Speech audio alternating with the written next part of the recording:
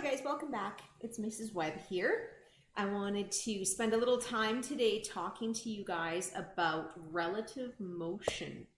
So relative motion is a concept that is used in different formats in physics. You guys may have watched the movie Interstellar or heard about the twin paradox and such. And so that type of relative motion is when we talk about traveling at the speed of light and time contracting or expanding.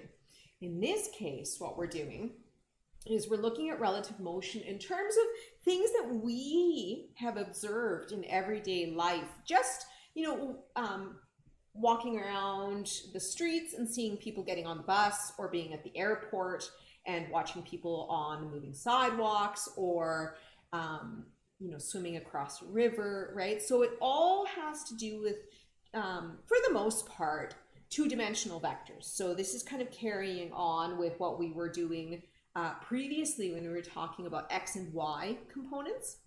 But this can also relate to a 1D vector scenario. And so I've got a couple of scenarios here for you just to introduce you to the concept of relative motion. And this is likely a scenario that you guys more than likely have experienced.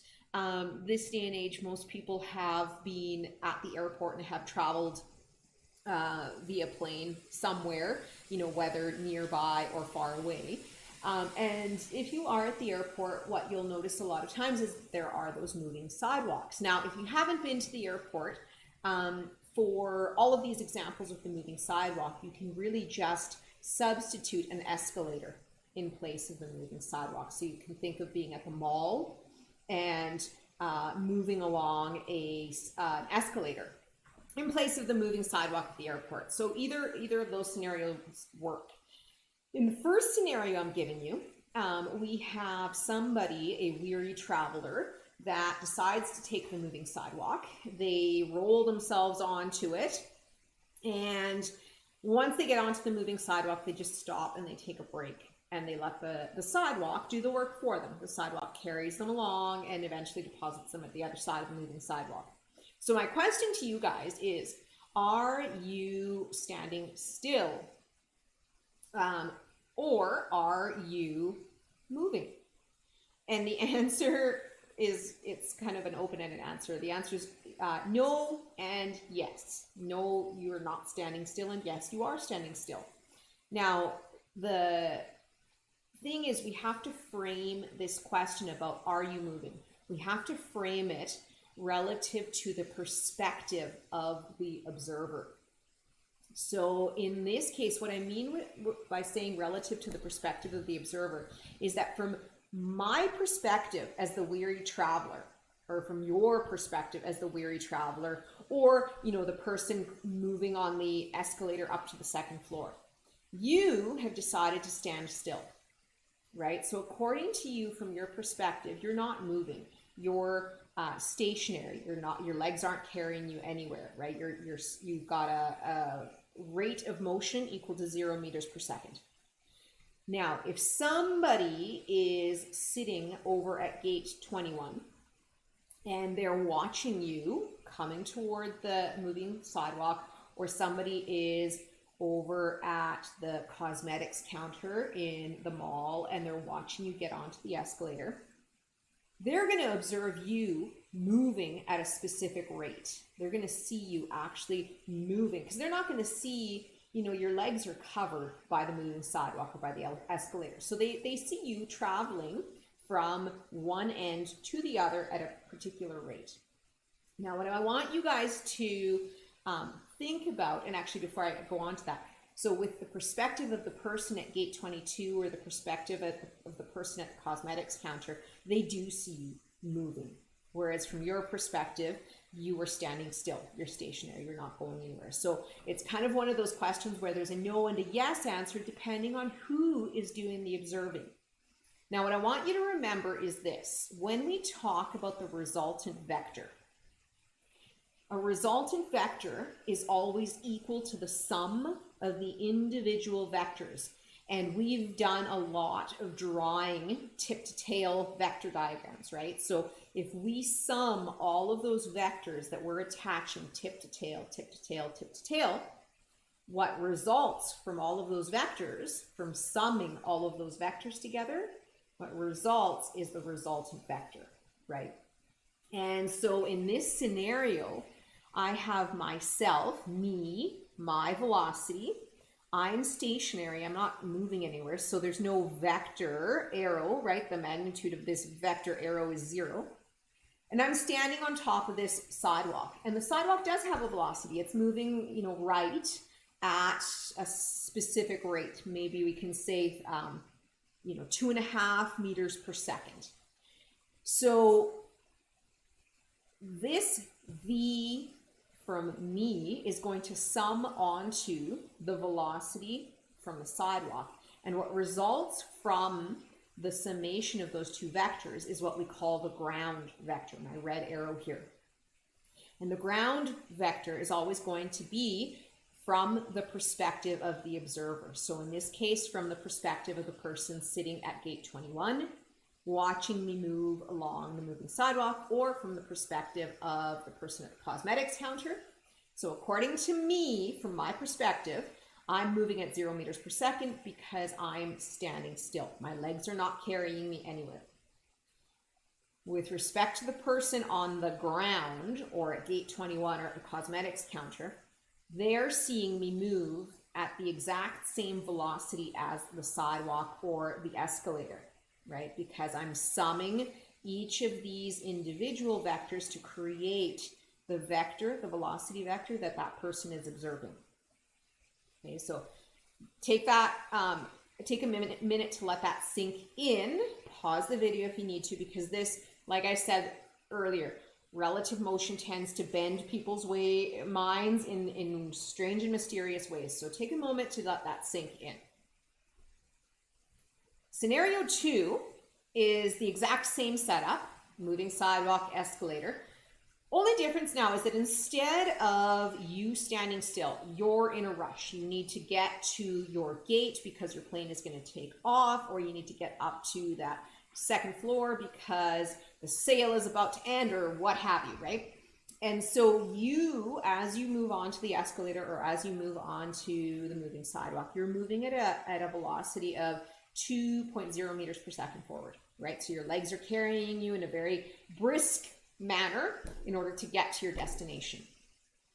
From your perspective, you're moving at a constant speed of 2 meters per second, or at a constant rate of 2 meters per second, because that's the rate of motion that your legs are allowing you to move yourself forward with. With respect to the person at gate 21, or with respect to the person at the cosmetics counter, what they're observing is slightly different. And you may have seen this when you've been the person at gate 21 or the person at the cosmetics counter. What you observe is actually that that person on the moving sidewalk, it almost seems like they're speeding up as they step onto the moving sidewalk. And the reason this happens is because those vectors sum together to give the illusion to the person on the ground that you are moving faster. So if we draw our vector diagram tip to tail, that sidewalk has a velocity, or that escalator has a velocity. And then I go and I step onto that sidewalk or that escalator, moving at my 2.0 meters per second. And what happens is the velocity of the sidewalk adds on to my velocity. And the resultant vector is much longer as a result, has a much greater magnitude. So the person on the ground, the person at the cosmetics counter, the person at gate 21, they observe me moving at a faster rate. They almost see me speeding up as I get onto the sidewalk, right? So that's kind of that's the second scenario, where the vectors are summing together to give me that the ground observer's velocity. According to me, I'm still moving at 2 meters per second. I don't see this, increase in velocity. I still see myself moving at a rate of 2 meters per second. But with respect to the person on the ground, with respect to the person that's observing me, they see me increase my rate of motion when I step onto that sidewalk, because my velocity and the sidewalk's velocity sum together to create the velocity that the observer sees. So if you need to pause here, do so. You can always rewind and come back to it, listen to it again. For the third scenario, and this is a scenario that I remember when I was a kid doing quite a bit, and I remember my kids doing this one, and still doing this whenever there's a moving sidewalk. Scenario 3 is you decide to have a little fun. And I think everyone should continue to do this regardless of their age. You decide when you get onto the moving sidewalk that you're going to turn yourself around in the opposite direction, and you're going to match the velocity of the moving sidewalk, or the velocity of the escalator. So you're moving at the same rate as the moving sidewalk, but you're moving in the opposite direction. So if we draw our vector diagram, what's going to happen is you've got your moving sidewalk moving at a specific velocity in one direction. You're moving at the exact same magnitude, but in the opposite direction. So what happens is the person over at gate 21, or the person, at the cosmetics counter, what they're going to observe is they're going to observe you standing still. They're not going to see you going anywhere, because these vectors are equal in magnitude but opposite in the direction. So they will subtract, right? Because they're working against each other. And this is probably the one that, most kids would be familiar with, because I think every kid at some point has done this. And I remember getting in trouble when I was at the shopping mall, and I remember getting in trouble playing on the escalators and turning myself around and trying to match the speed of the escalator, right?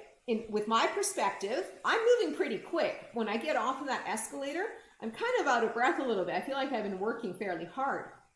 But with respect to the person that was watching me, or the security guard or whoever that came and got mad at me for doing that, they were seeing me standing still. Right, so that's essentially what relative motion is. These are 1D scenarios, but for the most part, we're going to focus on 2D scenarios. So, X components still, drawing our vector diagrams, having our Rosetta, defining our positive and our negative. But what we need to look at is what is happening to the motion of this particular object with respect to the observer on the ground. Okay. So I'm going to give you a couple of examples. Now, there's two types of problems that you'll see when we're talking about relative motion. The first problem is you point yourself straight ahead and you let the current, be it a water current or an air current, you let the current push you off course. So that would be something like, if you ever go to the beach, or I go to Lake Huron every summer, and, I'll watch my kids playing out in the water. And they'll start off right out in front of me. I'll be at the beach and I'm watching them. And then, over the course of the next few minutes, I'll keep watching them. And then over the next few minutes, I'll observe them, and they're down the beach, 10 meters, 20 meters down the beach. And I have to walk down the beach and tell them to walk back up, because what's happening is the current is carrying them downstream. So that's kind of the first scenario. You just point yourself straight ahead, and the current carries you downstream or off course. The second scenario, and this would be something like what pilots would have to do when they're plotting their trip. The second scenario would be if the pilot knows that there is a crosswind. They have to make sure that if they're taking off from Calgary and they want to end up in Toronto, they have to make sure that they end up in Toronto. They can't let that crosswind blow them off course and end up in Buffalo, right? Because they'll have a whole plane of really angry passengers because they didn't buy tickets to end up in Buffalo. They bought tickets to end up in Toronto. So what will happen in that case is that the pilot has to angle themselves into the wind, so that as they're flying at this angle, the wind is going to be pushing them down current, and they will end up right in Toronto where they're hoping to end up, or where they're planning on ending up. Okay, so this first scenario, or this first example, is scenario 1, or problem type 1, let's say.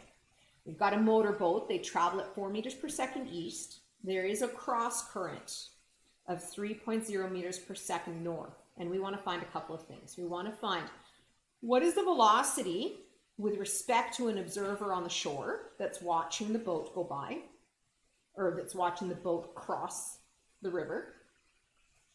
B, how long does it take the boat to cross the river if it's 80 meters wide? And C, what is the displacement of the boat downstream when it reaches the opposite side? Okay. So when we sum these vectors, we're always going to sum the vector of the object with the vector of the current, and that's going to give us the vector with respect to the ground. That's going to give us the resultant vector. We'll sum the object in motion with the current, and that'll give us the resultant vector, or the ground vector. So in this case, we have our boat traveling due east at 4 meters per second. As they're traveling due east at 4 meters per second, there's a current, and that current is taking them 3 meters per second due north. So with respect to the person that's on the boat, they see themselves moving due east the whole time. With respect to the observer that's over on the other side, they see the boat drifting the whole time in this northeasterly direction. And when the boat arrives, it's going to end up, over here somewhere. So for part A, what we need to figure out is we want to figure out what is the velocity of the boat with respect to the person on the shore, with respect to the person or the observer on the ground. So this we know is a right angle triangle. We can't always assume it's a right angle triangle, but here we know because they told us that the current is due north and the person or the boat is traveling due east, right? So we know that'll make a 90-degree triangle, a right angle triangle. So we can jump straight to Pythagoras. So we know that our resultant is our hypotenuse here. So velocity ground squared is equal to velocity boat squared plus velocity current squared. I plug in my values, I rearrange, take the square root, and I get the motorboat with respect to the person over here on the ground. The motorboat is going to observe the boat moving, the person on the ground is going to observe the boat moving at 5 meters per second, which makes sense because if I've drawn these vectors with an appropriate magnitude, my boat vector is slightly longer than my current vector, and the hypotenuse is longer than both those vectors. So I should be expecting that the ground velocity will be longer or more than 4 meters per second or 3 meters per second. Now, the second thing I want to know is, because they want to know what's the velocity ground. So I've got the magnitude of the velocity. Now I want to figure out, well, what is the direction of the velocity? So I'm going to do tangent. I know that tangent is equal to, and remember that your angle is always with respect to the origin. So where is the boat starting? So I'm going to take the angle here. I know that with respect to this angle, the current's velocity is the opposite, and the boat's velocity is the adjacent. So tangent is equal to opposite over adjacent. The opposite is the current's velocity. The adjacent is the boat's velocity. So I'll take the inverse tangent of 3 meters per second divided by 4 meters per second, and I get that the angle is 37 degrees. So that means that as the boat is traveling, the current is carrying them 37 degrees off course. So the velocity that the ground observer is going to see is a velocity of 5 meters per second, east 37 degrees north, right? So my east is the where I start measuring my angle, and I'm measuring it toward the north. Now the second part is I want to figure out, well, how long does it take to cross? Now, regardless of who is doing the observing, whether it's the boat doing the observing, whether the current was doing the observing, or whether the ground observer is doing the observing. Regardless of which velocity we're looking at, the time that it takes to cross is going to be consistent amongst all those observers. The trick with finding time, though, is that you have to make sure that the velocity vector that you're going to use is parallel to the distance that you're measuring. So they told us that the distance across the river was 80 meters. The width of the river was 80 meters. So yes, I have the ground velocity. Yes, I have the current velocity, but the vector that I'm interested in is the one that is parallel to this measurement. So 80 degrees is across the river, so I need the velocity of the boat because it parallels the direction or the magnitude of this displacement. And because my boat isn't changing their speed with respect to themselves, I can use my velocity, my uniform motion equation. Velocity is equal to displacement over time. I rearrange for time, and I use 80 meters divided by 4.0 meters per second, and I get 20 seconds. So it'll take my speedboat 20 seconds, which is moving like, you know, at warp speed. It'll take my speedboat 20 seconds to cross this river.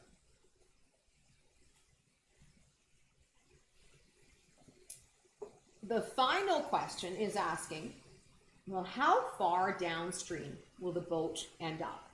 So I know that across due east, the boat is going to be crossing at 80 meters. And I know what I want to find out is if they're, you know, theoretically on their perspective, they're going to end up right here due east. But according to the ground person, we know they're going to end up over here. How far, like what is that displacement there? How far downstream do they end up? Now, the only displacement we know is the 80 meters, but earlier on, we did figure out that the current was going to carry them 37 degrees north of east off track. So we do actually know this angle. So we can go back to our trigonometry, and I have my adjacent side to the angle, and I need my opposite side. So I'm back to my tangent. So tan theta is equal to opposite over adjacent.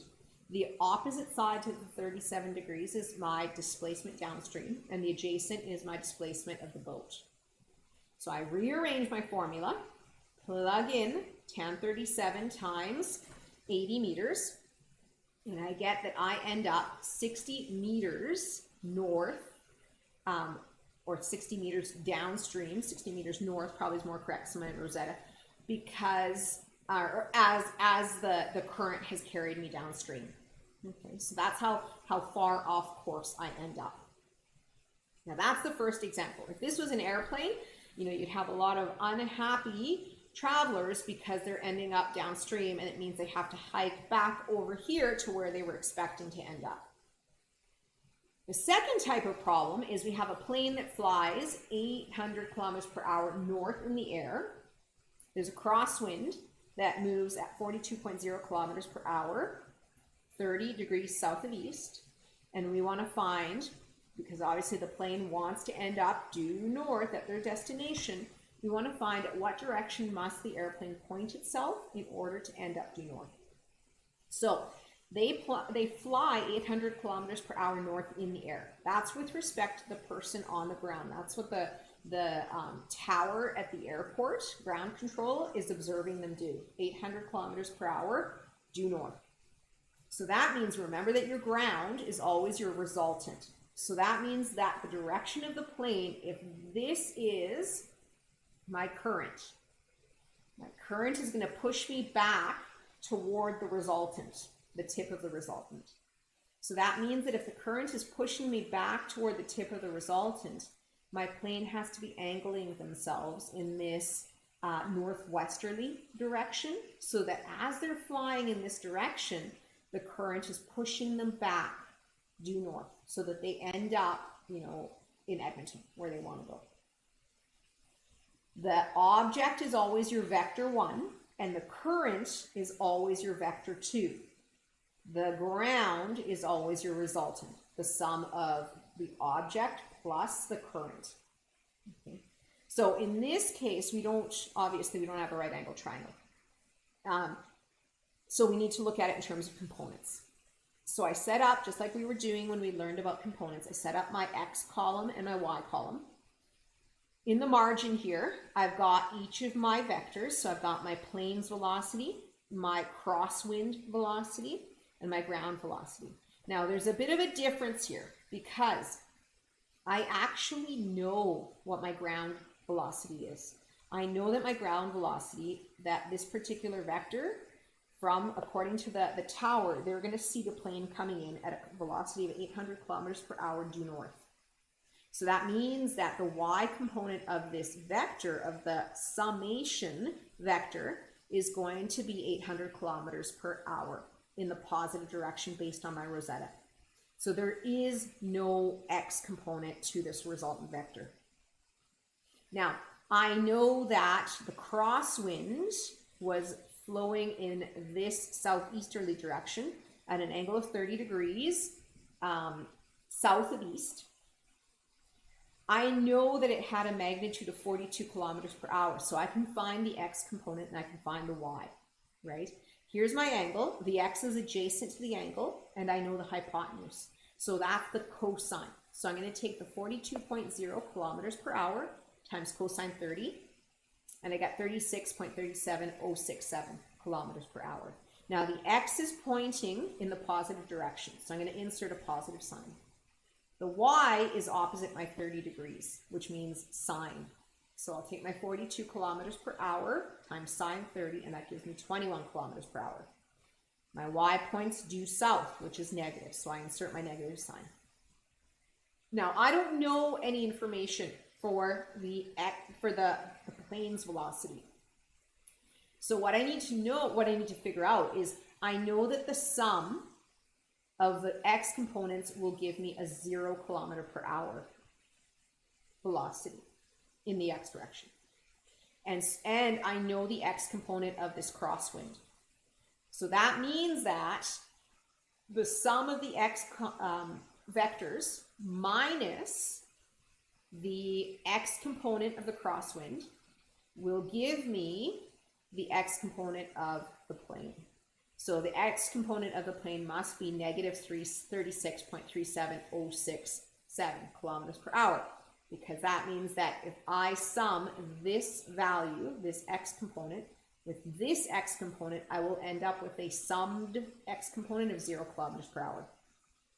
Now I'm going to do the same thing over here to find out what the y component is.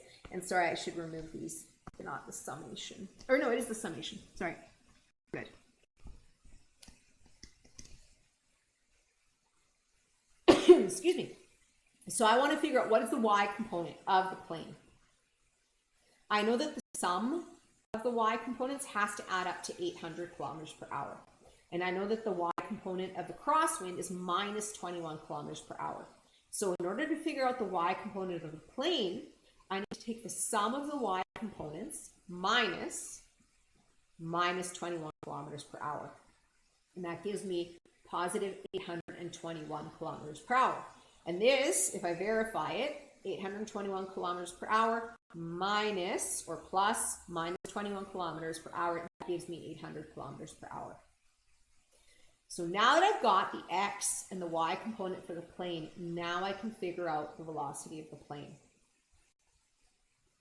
So this is my setup. I move in the y direction up and then across in the x direction. So this will be the angle that I'm solving for. The angle is always with respect to the tail of that vector of interest. So I use Pythagorean theorem, I rearrange, I insert my x component and my y component, and I get that the velocity of the plane is 821 kilometers per hour. And now I want to figure out, well, what is that angle that the plane angled itself at? So I'll use tan again. Tangent is opposite or adjacent. Opposite to this angle is x. Adjacent to the angle is y. So I'm going to take the inverse tan of 36.373067 divided by 821, and I get that the plane angles itself at 2.5 degrees. And so that means that the plane must fly at a velocity of 821 kilometers per hour, 2.5 degrees west of north, in order to arrive due north at their destination. So those are 2 relative motion problems. We will practice more of these. This is definitely a concept that takes a while to wrap your brain around it. So spend some time thinking about it, right? Pause the video, watch it, rewatch a section you're not sure about, come to class with questions, and we will chat when we see each other again. I hope you guys are doing well. Take care, and we will see you soon. Bye for now.